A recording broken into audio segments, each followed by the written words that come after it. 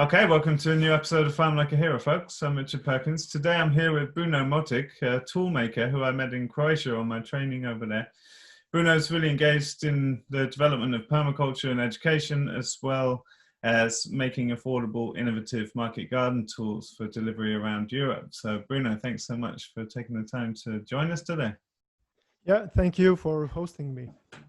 Nice to see you again, and maybe you can start by telling us a bit of your background, how you got into permaculture and agriculture originally. Okay. Yeah.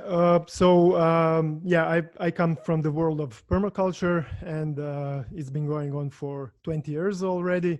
By the end of the year of 1999 or 2000, I don't remember anymore, we started, me and my group of friends, we started this permaculture place out here in the countryside, in the vicinity of Zagreb. It's 30 kilometers from Zagreb, in the village of Vukomeric. And we were students, we were kids with absolutely no experience in gardening or building or anything. And we were just dreaming of this special place that we are going to be able to live the way that we want to live. And obviously the idea behind it was self-sufficiency, because lots of people who come into permaculture think about, oh, this is self-sustainability. You've grown everything on your own, you build your own houses, and that's exactly how we started. So and I have to say, I'm a bit slow with that. It took me a while to get that self-sufficiency is not really an achievable goal.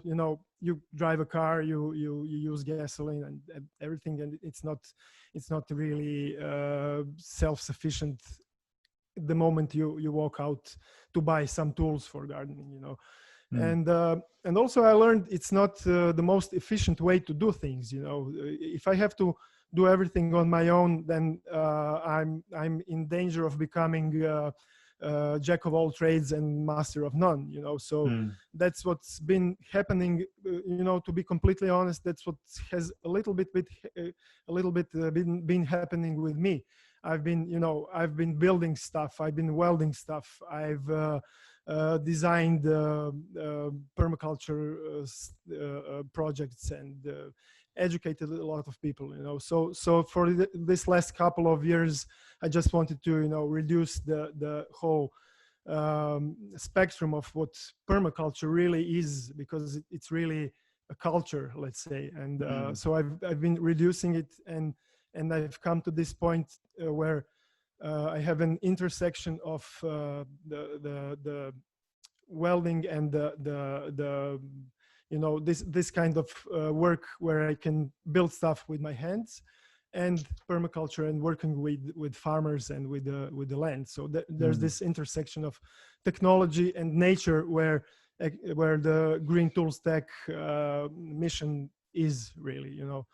So and real creative work too, right? It's problem solving and designing from scratch and making prototypes and it's real creative work, but it's also at least for me it's quite demanding, because I'm a one-man army. I do everything on my own up until now. So I hope to have associates in the near future, but I've been web designer, an accountant, everything. So I guess you're familiar with that kind of work yourself. But it's all good skills that go into the formation of a business and developing that and building it in a sensible way, right? So it's exactly, because what permaculture has given me, and this idea to become self-sufficient, it gave me just a huge array of skills, and some of those I became really good at, so I can use them to connect them together. So that has been really really useful for me. Before we get into tools, Bruno, maybe tell us a bit about what's the state of permaculture over there in Croatia. I came over, I met David at Zano Farm, and their family have obviously been quite instrumental in, developing integrated organic businesses, etc. But I'm not so familiar with what's going on over there, and it sounds like you would have been one of the early adopters 20 Yeah. years ago, right? So what's your perception of where the permaculture and regenerative ag space is over there? We've definitely, I can safely say that me and my group have been pioneering permaculture here in not only Croatia but the Balkan region. We've done workshops in the neighboring countries for lots of years. You know, since 2010, I have my permaculture diploma. So literally hundreds of people have come through my courses, not just PDCs but also different kinds of, you know, soil care, composting, and I've been teaching a lot of things. So the state of the permaculture is that. Well, I can only be honest with you, Richard. You know, I can only say that for me it's a little bit frustrating because it stays on this hobbyist level, you know. And if you want to have real permaculture projects that can change the world, you know, we have to scale it up. We have to go way beyond, you know, herb spirals and you know, just backyard gardens, and Sure. we have to have a bigger picture, you know. So that's exactly why I've been moving away from permaculture a little bit and getting into regenerative agriculture.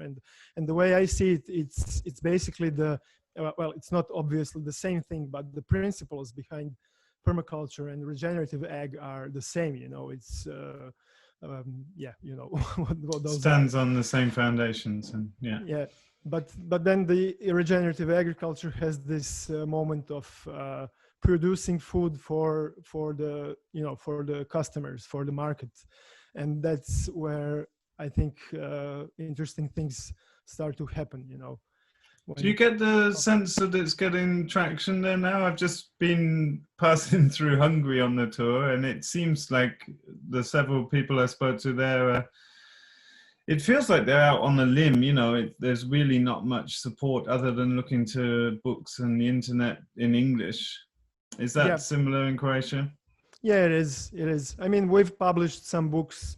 We've written quite a thick permaculture guide in Croatian. I've also written with my colleague a book about soil care. It's probably the only I'm not 100% sure, but it's probably the only publication up to date in our language that talks about soil biology in the agricultural context. So yeah, we've been doing some work, but it's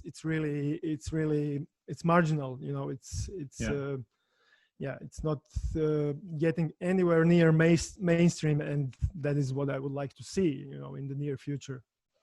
What would you say the economic situation is for the sorts of things that we've been promoting, of like direct marketed high quality products locally? Do you feel like the economy there can support people making full-time wages from the sort of? Yeah, definitely. I've just come from yesterday. I visited one of my former students that runs like an urban farm on, I think, something like 500 square meters. He just basically grows, you know, Curtis Stone style greens, and he's making maybe not making a living, but financing himself through college, you know. So he's proving that, you know, the stuff that you promote and the other pioneers of this small scale approach is really, it can be feasible in economic ways. And I think that with this COVID situation, it's just become I was involved in one of the first CSAs here, and we had the demand for locally grown food just skyrocketed. We couldn't keep it up with the demand that people were at, you know. So I think the time is right for the change. I think everything is set, you know. There's still some you know, skills that needs to be spread, and I think it's catching on.